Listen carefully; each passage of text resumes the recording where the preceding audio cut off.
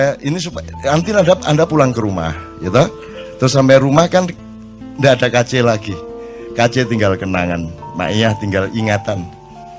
Anda kembali ke masalahmu masing-masing, dengan kegelisahanmu, dengan kegalauanmu masing-masing, ketap kedip, ya toh? Ngiler melongo, ya toh? Gelisah, waduh iki kok ya apa, ini gimana, ini belum saya bayar, waduh nanti di kerjaan begini, kan gitu. Anda kembali ke masalah masing-masing. Aku bertanya, siapa yang memperhatikan bahwa engkau sedang galau? Apakah Indonesia tahu Anda galau? Apakah negara ini tahu engkau galau? Apakah pemerintah concern terhadap galaumu? Apakah ada ulama-ulama yang ada di dalam file dan kenangan hatinya bahwa umatnya galau?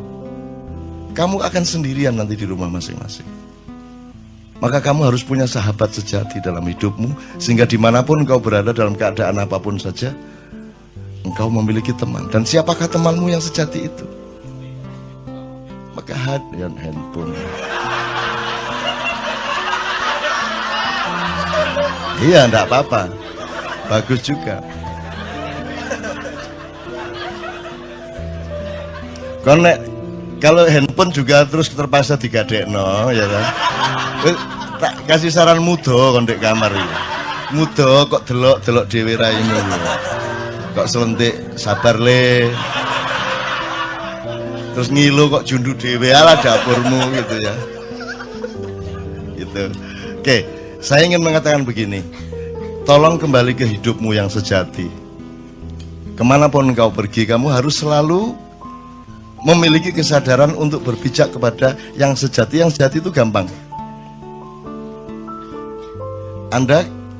Saya kasih 3 idiom: 1 cangkul, 2 pedang, 3 keris.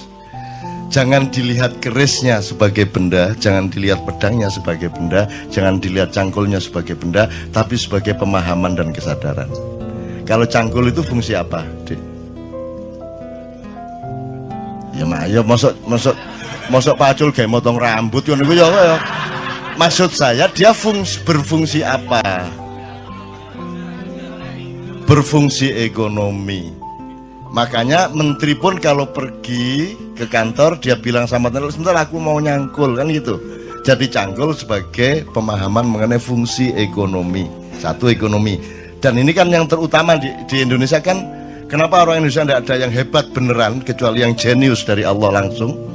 Karena orang Indonesia itu bisa apa saja, ya, bisa apa saja, tapi cita-citanya salah. Kalau orang Barat lumayan, bisanya cuma 1 hal, tapi mereka tidak punya kemungkinan, maka mereka bersungguh-sungguh dalam 1 hal itu, sehingga banyak ekspor master di hal-hal yang mereka konsentrasi. Kini sembarang iso, tapi gak ada yang serius dan salah tujuan. Salah cita-citanya apa? Kita itu inginnya kaya, kan gitu. Orang Barat inginnya bahagia. Ini menurut Rawahu Sabrang. Ini saya diceramai Sabrang. Saya diceramai Sabrang tadi malam. Jadi anak saya adalah guru saya dan itu nyata. Kan dulu saya bikin struktur ini, Ustaz. Jadi kenapa Islam, Sabrang juga nih yang ngomong, kenapa Islam pada abad 8 tidak bisa populer, tidak diterima? Karena yang membawa adalah pedagang. Nah, pedagang itu kastanya paling rendah, gitu kan. Tapi ketika Islam yang membawa adalah para syekh, para ulama, para Maulana Magdum Ibrahim dan seterusnya sampai Sunan Giri, sampai Sunan Kalijogo, semua orang pada masuk Islam karena mereka percaya kepada begawan, mereka percaya kepada panembahan, mereka percaya kepada keris dalam tanda petik ya. Nanti tolong diingetin untuk kembali ke keris. Mereka percaya kepada orang mulia, orang yang menjadi pusaka bagi orang banyak, gitu kan. Kemudian sekarang kita terbalik 180 derajat. Yang paling kita utamakan adalah kaya, di bawahnya berkuasa pun untuk kaya, di bawahnya lagi pinter pun untuk ikut berkuasa supaya kaya. Nomor 4 kuat itu punya kekuatan, punya akses, punya kesaktian, punya apa, itu pun untuk supaya dia ikut berkuasa supaya kaya lagi. Jadi cita-cita kaya. Terus terkenal Populer kan nyata bahwa populer itu menerobos seluruh kriteria-kriteria kualitas hidup, sehingga seorang artis seksi itu bisa mencalonkan diri jadi wakil bupati. Jadi tidak ada rasionalitas dan alur nalarnya sama sekali secara politik dan kualitas demokrasi. Pokoknya terkenal di koran, dia bisa nyalonin diri jadi pejabat. Kan ngono. Caleg-caleg anggota DPR kita banyak yang melewati jalur Malang tadi itu ya. Karena kita sudah terbalik sama sekali, teman-teman sekalian. Nah, dalam keadaan seperti ini Anda tidak mungkin merubah keadaan. Maka kita harus menciptakan manusia baru. Nah, manusia baru ini saya kasih idiom tadi, keris, pedang, cangkul. Cangkul udah kita tahu fungsi ekonomi. Kalau pedang itu kekuatan dan kekuasaan, otoritas, regulasi. Ya, kalau tidak pegang pedang, Anda tidak bisa membuat undang-undang dan aturan. Yang boleh bikin undang-undang adalah orang yang sudah dapat pedang dari pilkada atau dari pilpres atau dari pileg, kan gitu kan? Jadi pedang itu fungsi kekuasaan dan otoritas politik. Kalau keris, kewibawaan, kepribadian, kasepuan, pusaka. Sekarang aku tanya kepadamu, kamu kuliah? Sudah selesai? Sudah selesai? Oke. Kamu kuliah itu untuk cangkul, apa untuk pedang, apa untuk keris? Dah, kita ini bukan mulai. Ayo pertanyakan kembali dirimu masing-masing. Kamu mengerjakan semua itu untuk cangkul. Kalau yang di seluruh Indonesia tadi kan semua untuk cangkul. Kamu sekarang bertanya kepada dirimu masing-masing. Kamu itu kuliah jadi dokter apa segala macam, kerja macam-macam itu untuk cangkul, apa untuk pedang, apa untuk keris? Ketiga-tiganya iya, tetapi harus ada aksentuasi.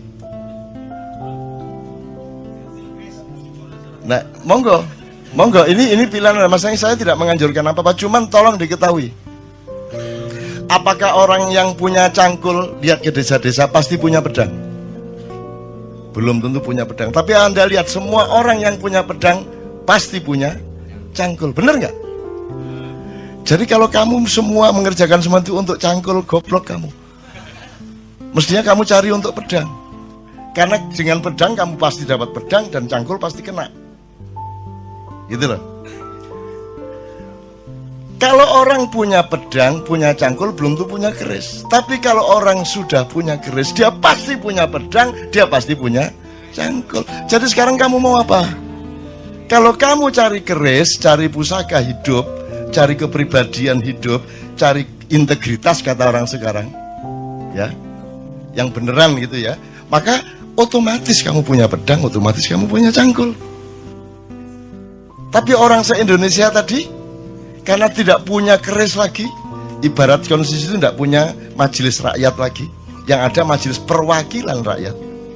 Ya, kita tidak punya panembahan, tidak punya pusaka, tidak punya. Karena orang sudah tidak mengerti keris. Itu ibarat sholat, cangkulnya sholat itu ya jungkar-jungkir itu. Ya tak? Pedangnya sholat adalah kebenaran syariat dan ucapan-ucapan di dalam sholat. Masuk ngene kan kudu Allahu Akbar. Masuk ngene kan aduh ya oprek kabar ini. Sembuh. Dobol. Ini masuk sembahyang kayak ngono. Berarti pedangmu batal, gitu kan? Tetapi meskipun kamu sudah mencangkul dalam sholatmu, sudah pakai pedang dalam sholatmu, yang menjadikan sholatmu sah itu tidak ada dalam syariat, yaitu khusyuk. Betul enggak? Yang menjadikanmu selamat benar dalam kehidupan dan di depan Allah itu adalah kekhusyukan. Sebab kekhusyukan itu syaratnya adalah Anda fokus sama Allah, Anda ingat benar kepada Allah, Anda betul-betul berhadapan dengan Allah. Sekarang kamu coba bayangin kamu yang jadi Allah. Kamu bayangin ya, kamu jadi Allah, terus ada anak orang-orang sholat, kisahnya bener, Allahu Akbar harus bener, tapi hatinya enggak ke Allah. Kamu terima enggak itu sholatnya? Saya enggak mengatakan Allah enggak menerima loh ya. Saya enggak bilang Allah enggak menerima, terserah-serah dia. Cuman kamu bayangkan umpamanya kamu itu Allah, terus ono sembayang ngenangin itu gatel kon niku, mari ngene kon nyolong ngono kan gitu ya. Diterima enggak kalau enggak khusyuk? Kamu enggak nerima kan? Ya, kamu jangan berdebat, tapi ini Allah pasti dia enggak bisa kamu. Enggak ada orang bisa memastikan Allah nerima enggak nerima. Enggak usah berdebat ini doanya sampai apa tidak. Loh doa sing sampai sing endi? Ya ono, enggak usah diperdebatkan, bodoh gak ruwe kok. Jangan berdebat mengenai doa sampai atau tidak, jangan berdebat mengenai Allah menerima atau tidak, jangan berdebat mengenai masuk surga atau masuk neraka. Kon niku besane Gusti Allah ta ya apa? Kapan besanane resepsine di gedung apa kon? Bagaimana kamu bisa menentukan seseorang pasti masuk surga atau pasti masuk neraka, seseorang pasti diterima Allah atau tidak? Bahwa kita yakin, iya. Itulah yang namanya puncak iman. Tetapi kalau kamu disuruh menyatakan bahwa kamu diterima Allah, kamu tidak berani tanda tangan. Itu cuma keyakinan saya. Dan keyakinan kan tidak bisa diapa-apain. Dan itu juga tetap tidak bisa Anda bawa keluar. Itu hanya ada di dalam dirimu. Jadi misalnya sekarang gini, Hendra, siapa Allahmu? Siapa Tuhanmu? Allah. Siapa Nabimu? Muhammad. Ya, kalau teman-teman agama lain punya struktur sendiri gitu ya. Siapa presidenmu?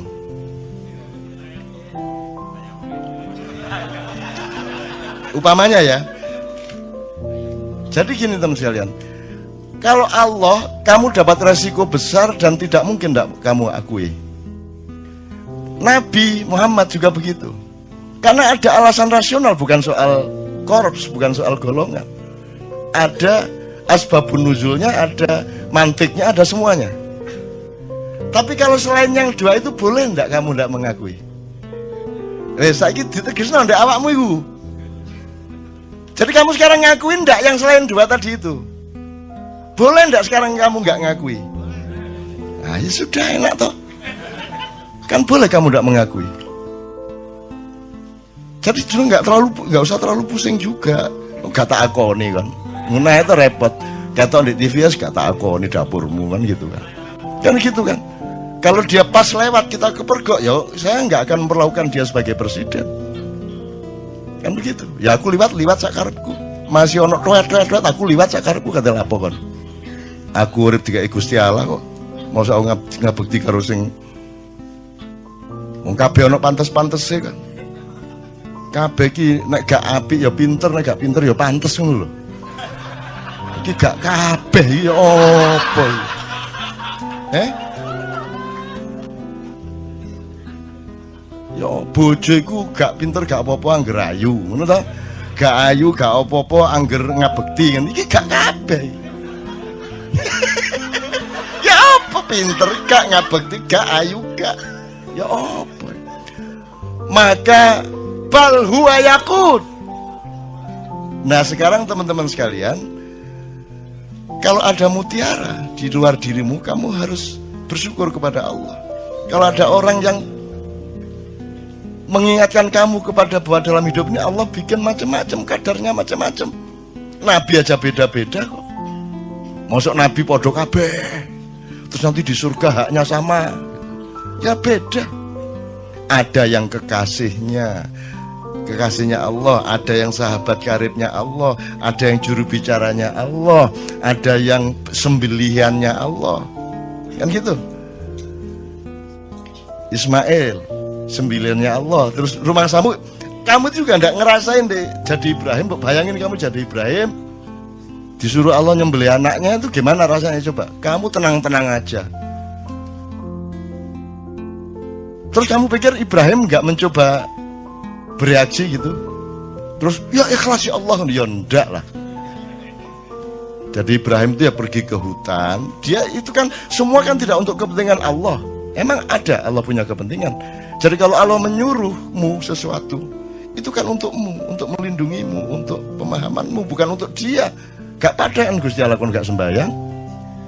Jadi itu untuk supaya ada, karena umatnya Nabi Ibrahim itu orang yang sudah terlanjur menyembah Tuhan yang sebelumnya, kepercayaan yang sebelumnya, yang apa namanya, tradisinya berbeda dengan yang ditawarkan oleh Nabi Ibrahim. Nah, untuk merubah tradisi dan meyakinkan mereka kepada tradisi baru itu harus ada praktek ikhlas membunuh anak itu.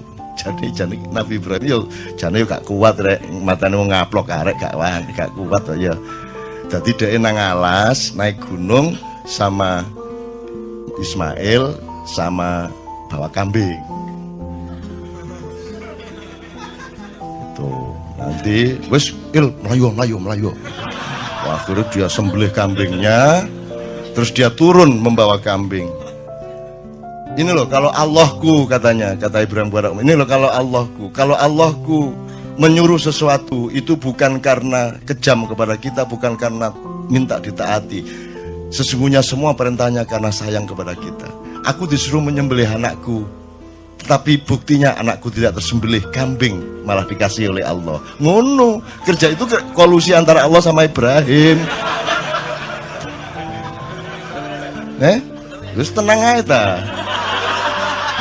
Kamu nanti saya bukain macam-macam, bantah semua nanti kamu. Mosok cak lu, kamu pikir Rasulullah aja manusia biasa kan?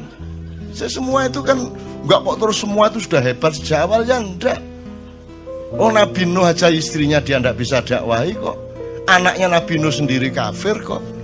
Kamu bisa bayangkan kalau seorang nabi istrinya sendiri tidak ikut suaminya, anak itu kan, bayangin rumah tangganya bagaimana. Bayangin masyarakatnya bagaimana. Sekarang kita ini anak kita satu nakal aja udah pusing enggak karu-karuan kok. Bayangin ada nabi rasul lagi yang istrinya tidak taat, anaknya tidak taat. Kamu bisa bayangin keluarga ini gak sakinah toh. Gitu loh. Jadi kamu juga jangan terlalu pusing, karena Allah itu sudah kasih jurisprudensi apa saja ada. Kalau kamu mengalami kesulitan apa-apa, tinggal cari jurisprudensinya apa. Wah, ini cocok iki Nabi Yunus iki Nabi Yunus iki cocok. Kalau kamu mengacu kepada contoh-contoh kejadian yang sudah Allah paparkan, kalau kamu menemukan itu, selesai. Kamu akan mentertawakan dirimu, ngene kok galau rek gak masalah. Ini buahnya, kalau saya buka Anda bingung nanti. Buahnya Rasulullah, misalnya Rasulullah pernah mengganjal perutnya dengan batu supaya tidak lapar. Orang tidak mikir ya Aisyah ganjel batu tagak. Karena tidak pernah mikir tak. Mbok mestinya dilihat lah, kan mestinya serumah dong ganjel batu semua. Lah kamu nggak punya fakta bahwa Aisyah, jangan-jangan beliau lapar itu karena Aisyah lupa nawari makan. Loh, salah satu kemungkinannya loh ya. Mungkin Aisyah pas kurang care. Lah Rasulullah kan mau bilang, Aisyah saya belum makan, tidak berani dia. Kan Rasulullah lembut sama istrinya, dia sangat hati-hati menjaga perasaan istrinya. Akhirnya mergo bojone gak nawan-nawani mangan, ya wis tak ganjel watu. Bingung kan tak ceritane akeh. Wes banyak bahan ngene-ngene kira. Iki tak buka didik ngono tok ya. Kan gak nemen-nemen bingungmu lho ya. Ya teman-teman sekalian, ya mohon maaf nih Ustaz kalau anak agak yang enggak dikit-dikit gitu. Ini bukan tujuannya, bukan mau mengkritik Muhammad, mengkritik Ibrahim dan sebagainya. Tujuannya supaya Anda mengetahui betapa banyak paradoks dalam hidup yang Allah sengaja menciptakan dalam hidupmu. Sehingga kamu jangan kaget sama paradoks itu. Tapi kalau kamu berdialektika dengan cara berpikir ma'iyah yang siklikal, yang spiral, yang penuh tikungan, penuh lipatan, dan Anda terbiasa dengan itu, maka seluruh yang kamu alami itu nanti akan bisa dieliminir menjadi berkah, menjadi rasa syukur, akan semua menjadi baik bagi hidupmu. Gitu loh maksud saya.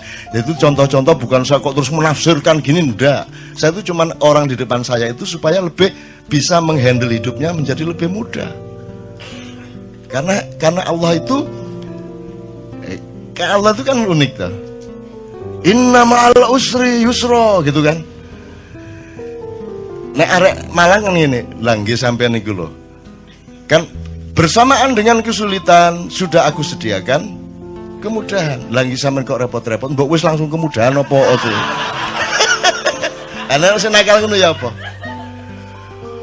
Semua orang di Indonesia kalau pidato syukur kepada Allah yang telah memberi kesehatan kita hari ini, dan tidak lupa kepada junjungan Nabi besar Muhammad SAW yang telah membawa kita dari kegelapan menuju cahaya. Itu sono sing nakal.